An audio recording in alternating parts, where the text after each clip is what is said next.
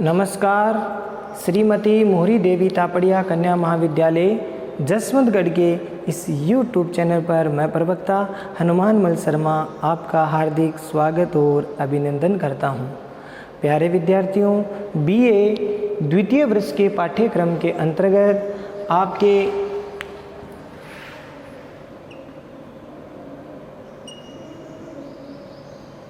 प्रथम प्रश्न पत्र आपका जो ऋतुकालीन काव्य है उसमें हम पाठ 4 कवि देव को पढ़ रहे हैं और देव कवि की ये जो पद है वो जीवन सार सुधा शीर्षक से अवतरित है।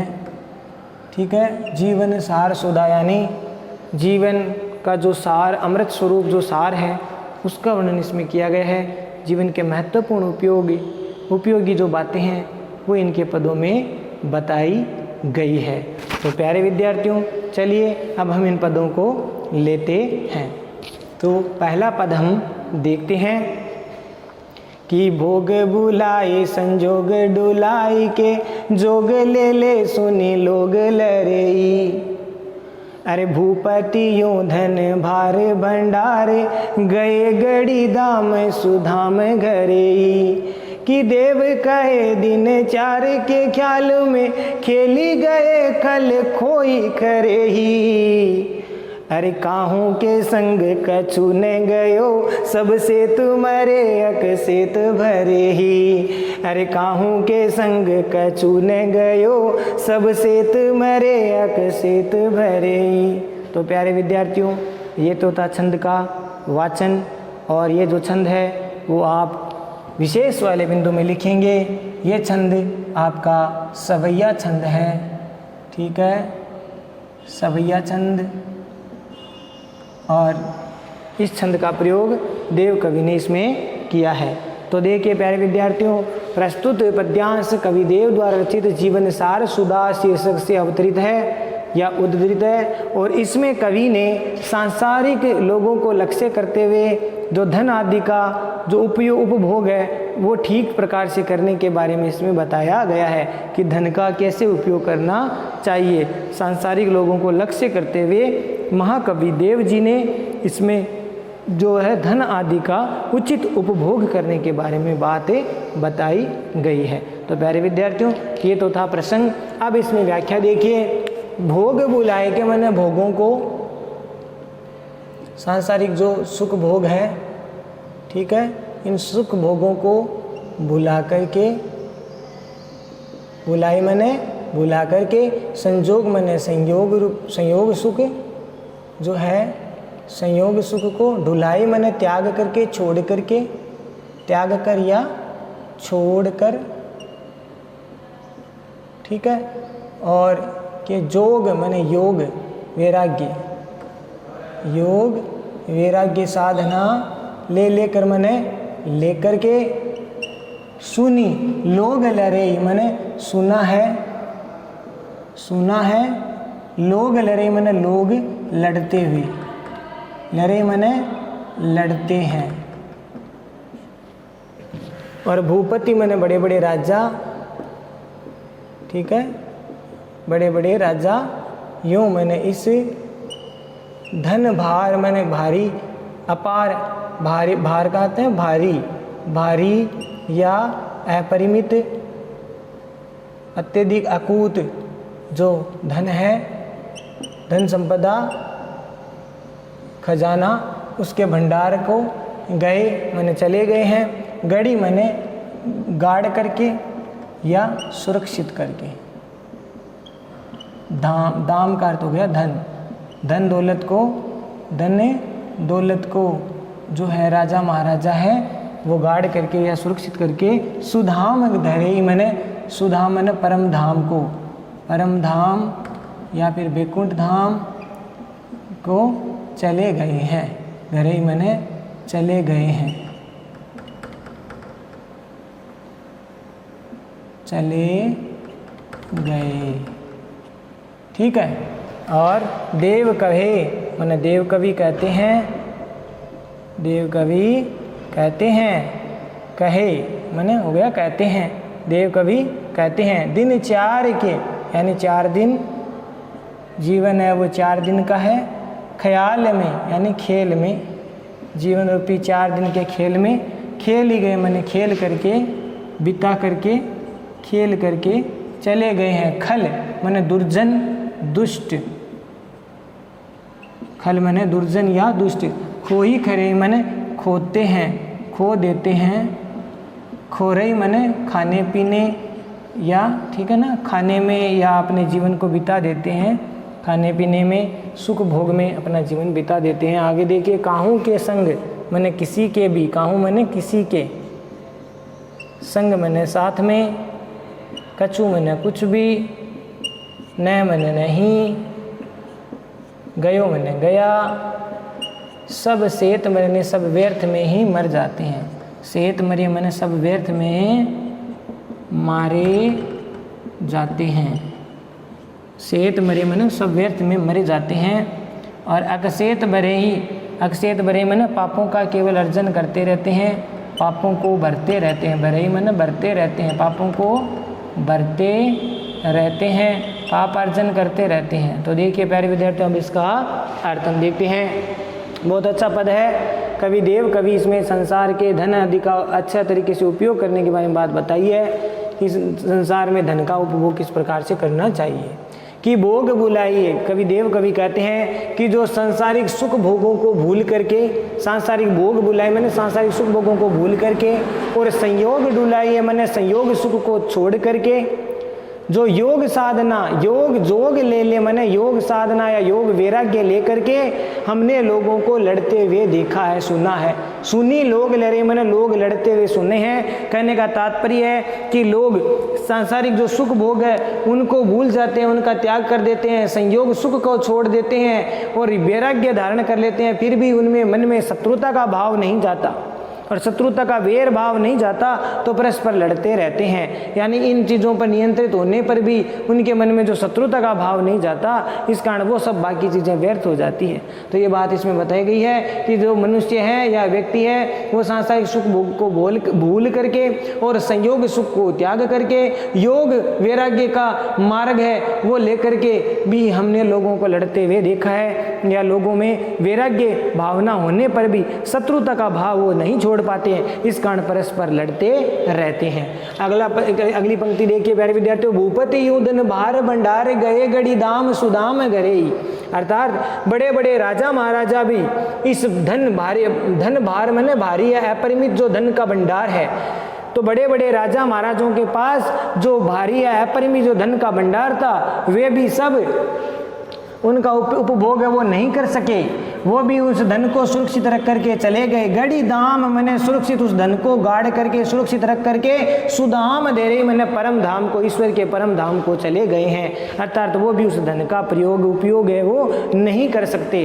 तो धन संग्रह करने की इच्छा, वो इच्छा बनती रहती है, लेकिन धन का वो उपभोग है वो नहीं कर पा रहे हैं, या धन का उपभोग वो नहीं कर पाते हैं, और एक दिन वो यहाँ संसार से इस धन दौलत को छोड़ करके चले जाते हैं। जैसे सिकंदर जो था उसने कहा था कि जब मैं संसार से जाऊं तो कफन से मेरे दोनों हाथ बाहर निकाल देना, ताकि लोग ये समझे कि विश्व विजेता सिकंदर भी खाली हाथ आया था और खाली हाथ चला गया था। ये लेकिन ये बात उसको अंत में समझ में आई। तो ये बात इसमें कहना चाहते हैं देव कवि कि जो बड़े बड़े राजा महाराजा थे जिनके पास अकूत धन दौलत थी, अपरिमित जो धन संपदा थी, वो भी सब अपने उस धन का उपभोग वो नहीं कर पाए ठीक से, और उपभोग नहीं कर पाए, और अपने आप उस धन का जो अपने तरीके से गाड़ करके या सुरक्षित रख करके चले गए। एक दिन कहाँ परम धाम ईश्वर के परम धाम को चले गए हैं। तो खाली हाथ आए थे और खाली हाथ चले गए, ये बात इसमें कहना चाहते हैं। देव कवि कहते हैं कि देव कहे दिन 4 के ख्याल है। देव कवि कहते हैं कि जो जीवन है वो 4 दिनों का खेला है,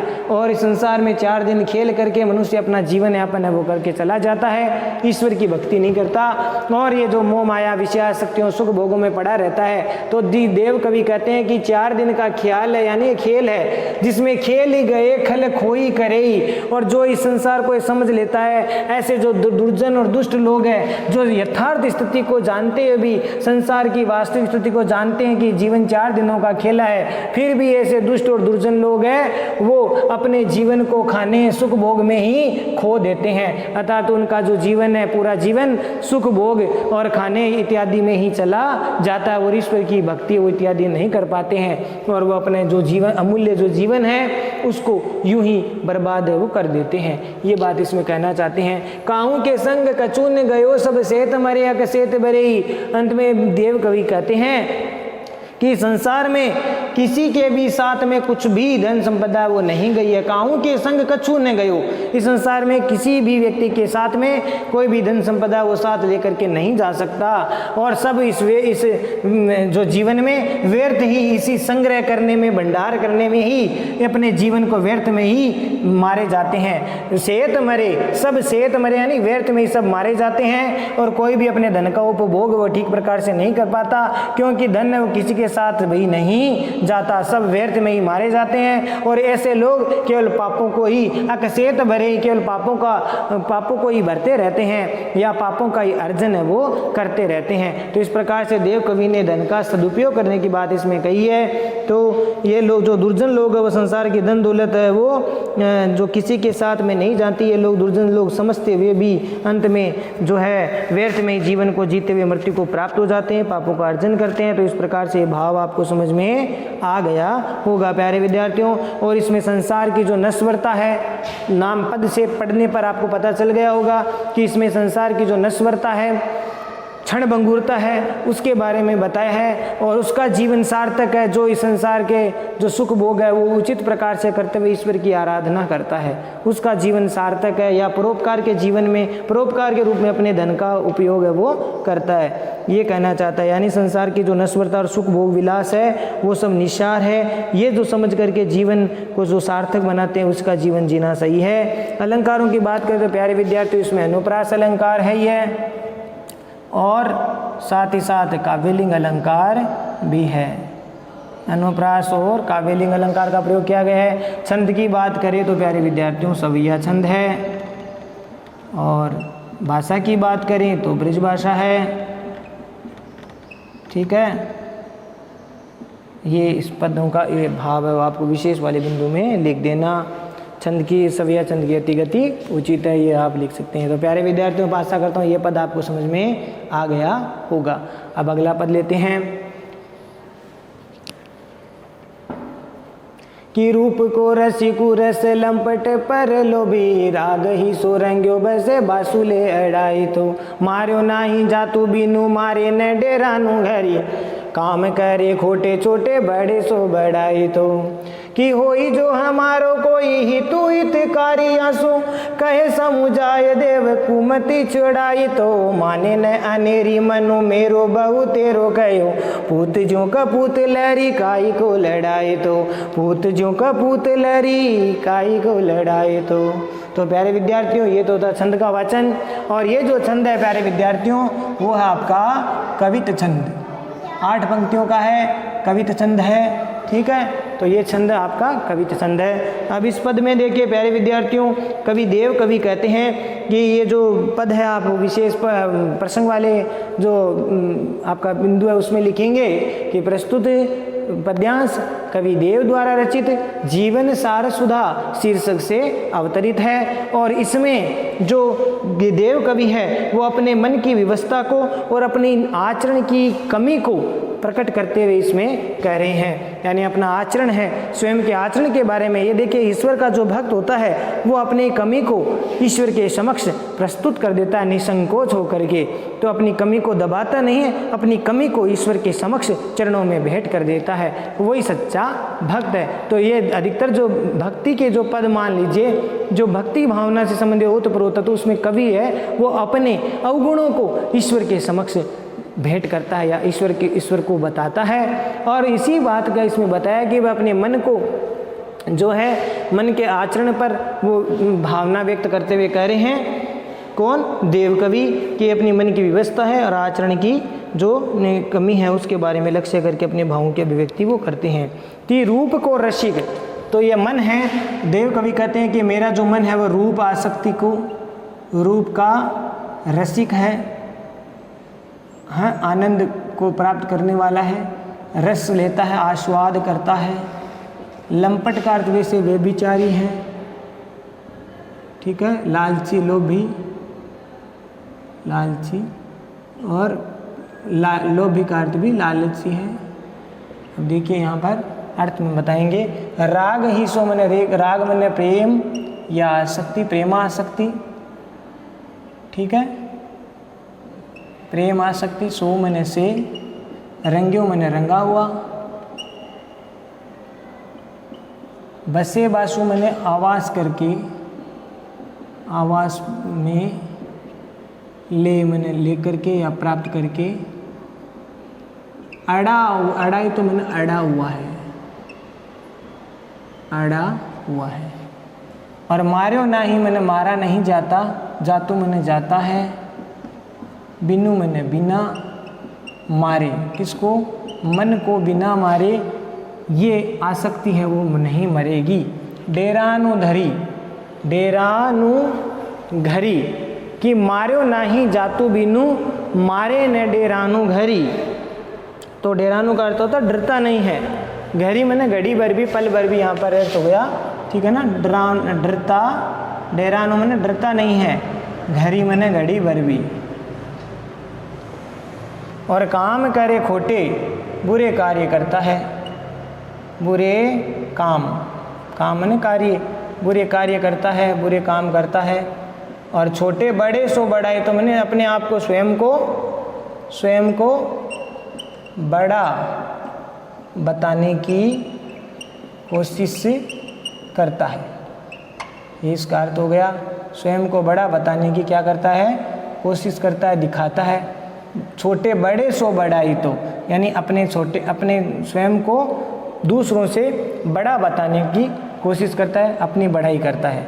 होई जो हमारो, कि कोई हो है या होता है, हो जो हमारो मैंने हमारा, जो हमारा, कोई हितु मैंने कल्याणकारी, भलाई करने वाला, कल्याणकारी भलाई करने वाला।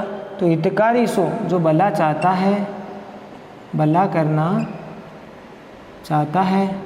यहाँ सो मैंने इससे, अब इससे शब्द यहाँ पर मन के लिए आया है, से मन से, मन से, यानी यहाँ सो मन इस मन से, कहे मैंने कहे, कहे कोई, समझाए मैंने समझा करके, कि इस मन को कोई समझा करके कहे।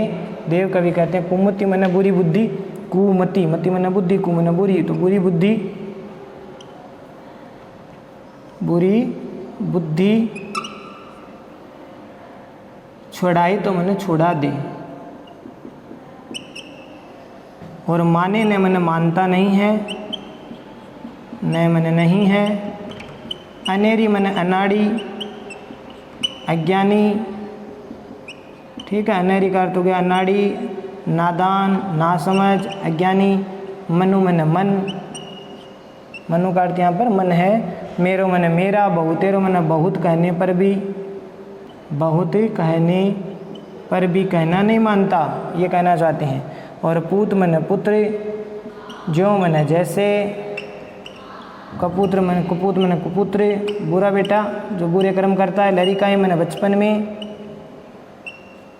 को लड़ाई तो मैंने लाड़ प्यार, लाड़ प्यार से या लाड़ प्यार में।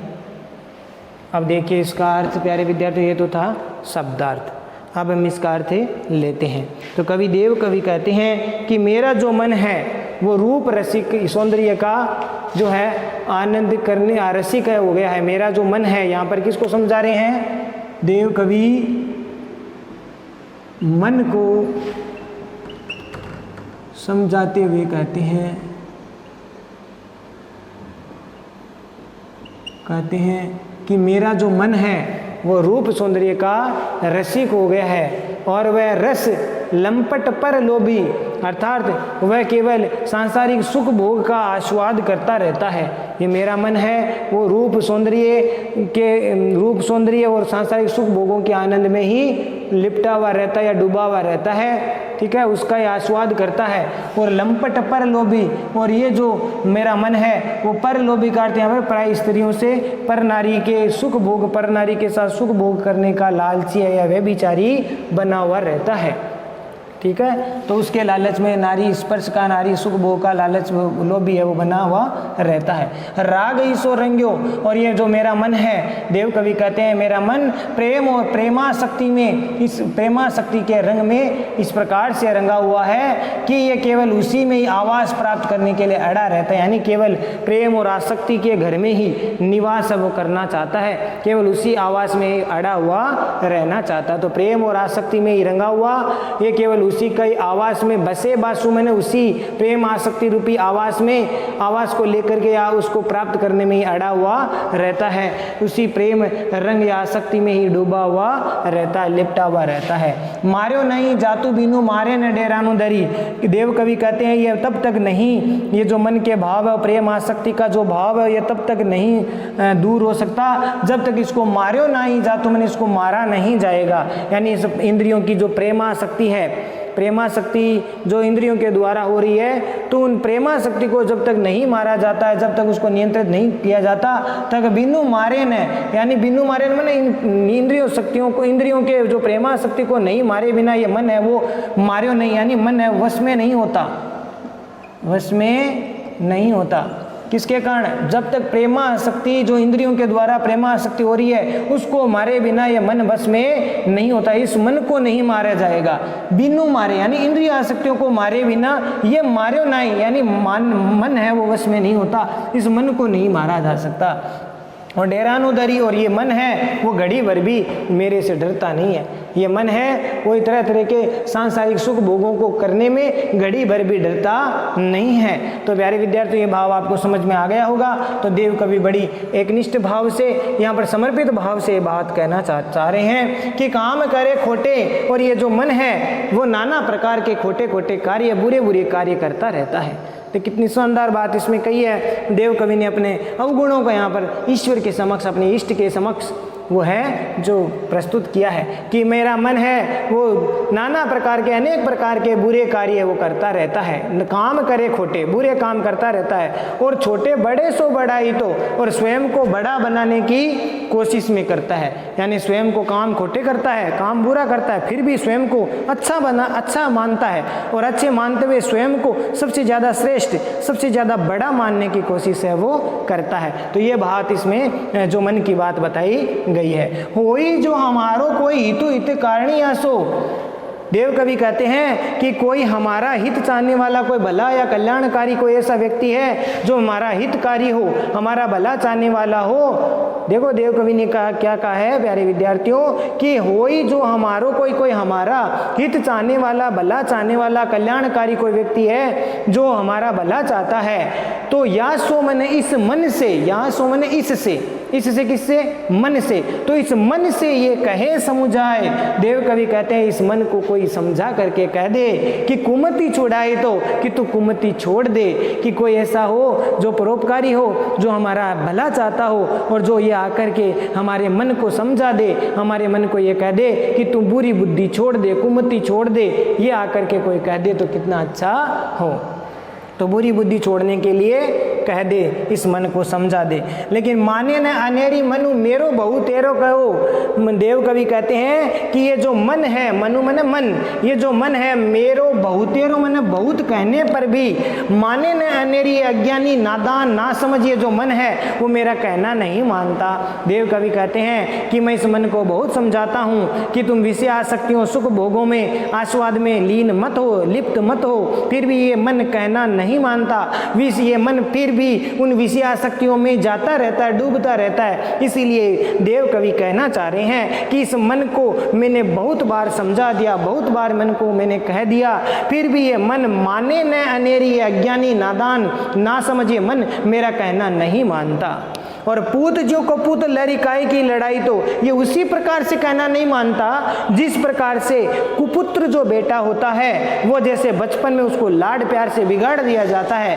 बचपन में जैसे कुपुत्र बुरे बेटे को, या खोटा जो बेटा होता है, पूरा बेटा होता है, उसको अत्यधिक लाड प्यार से घर वाले उसको बिगाड़ देते हैं, वो बिगड़ जाता है, फिर सुधरने का नाम बहुत कठिनता से लेता है या वह सुधर नहीं पाता। तो जैसे कुपुत्र बेटा है बचपन में ही लाड प्यार से बिगड़ जाता है, ठीक उसी प्रकार से मेरा मन है वो बिगड़ गया है। अब ये मन अपने आराध्य के लिए या अच्छे सांसारिक विषयासक्ति से दूर करना चाहूँ तो बहुत कठिन काम है, हो रहा है, ये बिगड़ चुका है। ठीक उसी प्रकार से जैसे कुपुत्र बेटा अत्यधिक लाड प्यार से बिगड़ जाता है, ठीक उसी प्रकार मेरे मन की स्थिति हो रही है। तो प्यारे विद्यार्थियों, आशा करता हूँ ये भाव आपको समझ में आ गया होगा, ठीक है ना। तो कुपुत्र बेटा जैसे बचपन में लड़कपन में अज्ञान दशा में लाड प्यार के कारण अपने दोस्तों को नहीं समझता, और ये स्थिति मेरे रूप मेरे मन की जो राग रसिक जो मन है, जो विषयासक्तियों भोगों में लिप्त रहना चाहता उस मन का भी है। विशेष वाले पॉइंट में प्यारे विद्यार्थियों आप लिख लेना कि मन इंद्रियों का क्या होता है, अधिष्ठाता होता है, मन का इंद्रियों का राजा होता है, और इसीलिए मन को नियंत्रित करना अत्यधिक आवश्यक है। मन नियंत्रित हो जाएगा तो इंद्रियां अपने आप ही नियंत्रित होगी। तो इसमें मन को नियंत्रित करने की बात कही गई है। साथ ही साथ जो है सारे दोषों का जो मूल कारण है वो मन ही होता है। अनुप्रास, काव्यलिंग, मानवीकरण और उपमा अलंकार का प्रयोग इसमें किया गया है। अनुप्रास अलंकार है, साथ में काव्यलिंग अलंकार है, और काव्यलिंग के साथ साथ इसमें उपमा अलंकार भी है। उपमा और मानवीकरण अलंकार है, मन को जो है मानव की तरह कार्य करते हुए दिखाया गया है, तो ये मानवीकरण अलंकार है। ब्रज भाषा का प्रयोग किया गया है। छंद की बात करें तो कवि छंद की यति गति उचित है। कवित छंद की यति गति उचित है। ये छंद है वो आपके कवित छंद है, और ये जो छंद है 4 पंक्तियों वाला ये सवैया छंद है। तो प्यारे विद्यार्थियों, आशा करता हूँ ये जो दोनों पद है आपको समझ में आ गए होंगे। प्यारे विद्यार्थियों, आज के लिए बस इतना ही। अगले वीडियो में हम फिर हाजिर होंगे देव कवि के आगे के पदों को लेकर के। तब तक के लिए जो है व्याख्या को पढ़ते रहिए, नोट्स बनाते रहिए, आत्मसात करते रहिए, व्याख्याओं को ठीक से पढ़िए और समझिए। समझना ज़्यादा है, रटना नहीं है, समझिए आप। और चैनल को ज़्यादा लाइक शेयर और सब्सक्राइब करते रहो। जय भारत, जय हिंदी, धन्यवाद।